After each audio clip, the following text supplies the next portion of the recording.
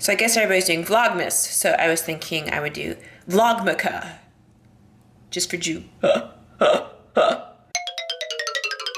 This week I've had my TMSS doing a lot of unilateral work, like using a single arm or a single leg when you're exercising. And what that has done is it has given them a chance to become aware of any weaknesses or deficiencies that they might have. Let me quickly give you the lowdown. So I have absolutely no issues with my right arm holding it overhead, completely locked out in the frontal plane. I can't do that on the left side. Ugh. So what's the reason why I can't do this motion? Because I have full passive range of motion, which means I can stretch my shoulder until I'm blue in the face, and it's not going to change anything for me. And by the same token, just doing tons of military press, that ain't going to solve the problem either. Because that's not the cause of the problem. The cause of the problem is that my lats on that side are not firing. So I have to compensate by using my traps, which is why the traps are much more hypertrophied on this side than this side. And that's why you see a discrepancy. So right now it's Operation Fix This Deficiency so that I can get balanced. If I don't fix this, it's going to end up causing a nasty shoulder injury. And because I'm off kilter, then that's going to shove my hips out of alignment. So then that's going to cause me to squat funny. So then all of a sudden my hips have issues and my knees have pain. So one problem can end up having all of these symptoms. And if you don't fix the cause of the problem, or if you don't even know what the cause of the problem is, then all you're going to do is treat symptoms. Let's get this vlog going and get your wheels turning.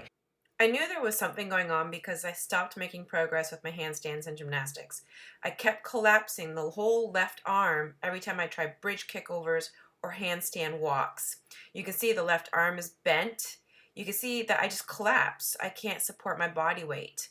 This photo shows that the right side, the musculature is very developed. The left side, it's completely atrophied. So I'm glad I take videos and photos, otherwise I might not have seen all of these things going on. Houston, we have a problem here. You can see that my left upper traps have really hypertrophied, and that's because they're compensating for something else that is deficient. The problem is that my lat on the left side is not capable of firing. So there's a deficiency there, which is why the lats and the musculature back there is atrophied. I'm very excited that I figured out what is wrong because now I can fix it. This has been retarding my fitness, and I'm very lucky that nothing bad has happened to me. I'm basically a ticking time bomb. I'm very lucky that I don't have anything horribly wrong with that shoulder, and I'm lucky that I don't have horrible back pain when I squat because my hips are out of alignment. So let's get this vlog started. Let me show you exactly what I'm doing to fix this. So before I get started with my workouts, I usually like to spend just a few moments mobilizing the joints I'll be implicating. So I'm doing my shoulder dislocates, some passive range of motion techniques. I'm just mobilizing my shoulder joints. And I'm also mobilizing my T-spine because T-spine mobility is very necessary if you want to be able to press out overhead. So you can see I'm using my foam roller. Notice I'm keeping my rib cage down. I'm not cheating by arching my back. And these are just very small amplitude motions. Feels good too. I already told you that passive stretching ain't gonna help me. So I want to be able to do snatching, overhead squats. So I need to be able to press up overhead. And if my biceps and triceps and lats are tight, well, that's going to be very challenging. So you can see I'm stretching them, but I'm stretching them through the full range of motion under tension. So I'm strengthening myself throughout the range of motion. So you can see how I'm varying my grips, supinated, neutral, and you can see how gravity is letting me open up my lats here. So you can see I'm focusing on the eccentric portion. So give these a whirl, and they feel really good too. And they'll also show you where you're tight. So it's good feedback. Now this is also good feedback for me too. The wall slides, and it's also helping me to work on my weak lower traps. You can see I struggle with the left arm. The reach, roll, and lift, this is also good for targeting your serratus and your lower traps. You can see I can barely do it. So these are good tools because it's good feedback. So I mentioned the serratus anterior, which is also important if you want to have a healthy shoulder. So that's why you see me doing push-ups and scapular push-ups. So the pec minor is overused because I've been compensating with it. So that's why I've chosen to do decline bench press.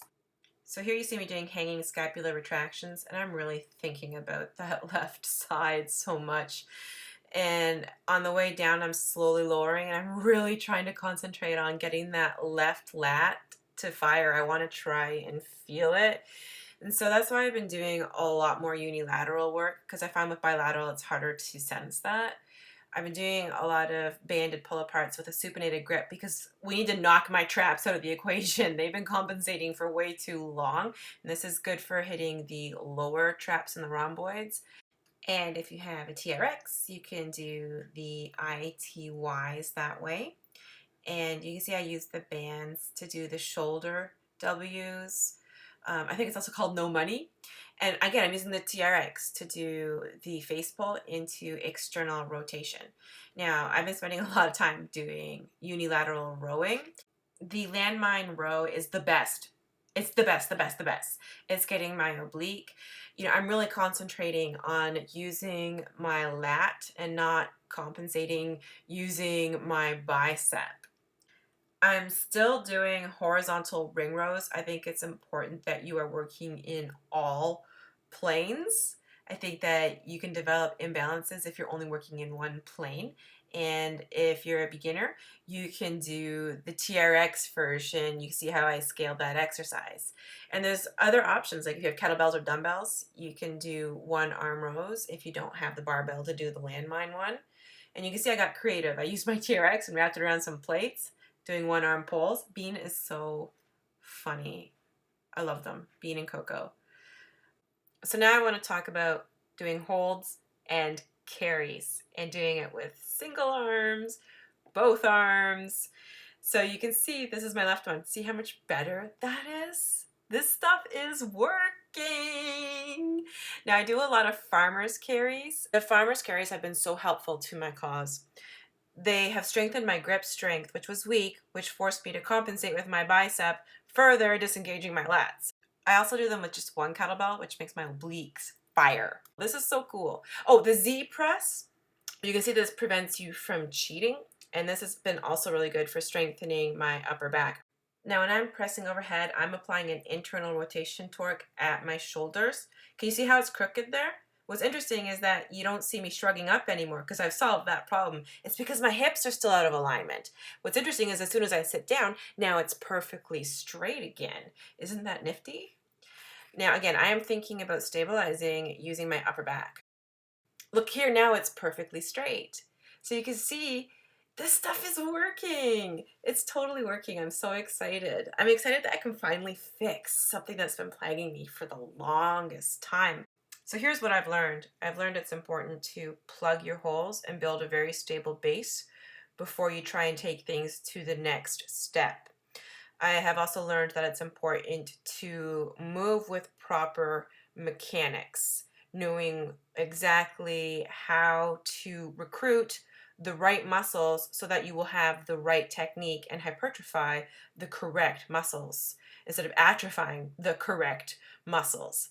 Oh, and we must not overlook strengthening the core. I have learned just how important it is to have a strong core. All good athletic movement is initiated at the core. So I encourage you to do core work on a regular basis. Your planks, your hollow body, arch body holds.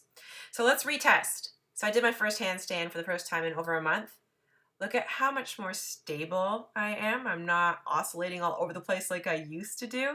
But check out the wall walk. I'm not collapsing with the left arm anymore. So it looks like I'm starting to build up some strength in that lat. Okay, watch Bean. And don't forget, I've got the air squat challenge happening in my VIP Team SS group this December. Yes, it's December. It's snowing. So the lovely lady who designs my website and my ebooks, well, she mailed me all of these Christmas goodies. This bark is to die for. So here's my Christmas strategy for you. Don't deprive yourself on a daily basis. I really think flexible dieting is a sustainable long-term approach. So yesterday I broke off little pieces of each of the treats so I could try each one. And I'll do a little bit of that again today and probably again tomorrow and the next day. So I didn't binge on them all in one night. I'm having reasonable portions on a daily basis. And that's how you mitigate holiday binging and weight gain. Just let yourself enjoy a little bit of the treats in moderation on a daily basis. And that's my approach every single day of the year. That's my fat loss fast system. I follow the 80-20 rule, but sometimes during the holidays it's more like 70-30. But you only live once, which is why I think it's important to enjoy your birthday or Christmas or Hanukkah or whatever you celebrate. Everything in moderation, even moderation in moderation. Thank you for tuning into this vlog. I appreciate that you watch it right to the end. Please do leave me your questions and comments below. And hi, Bean. Like, comment, share, and subscribe, or else shaving rash.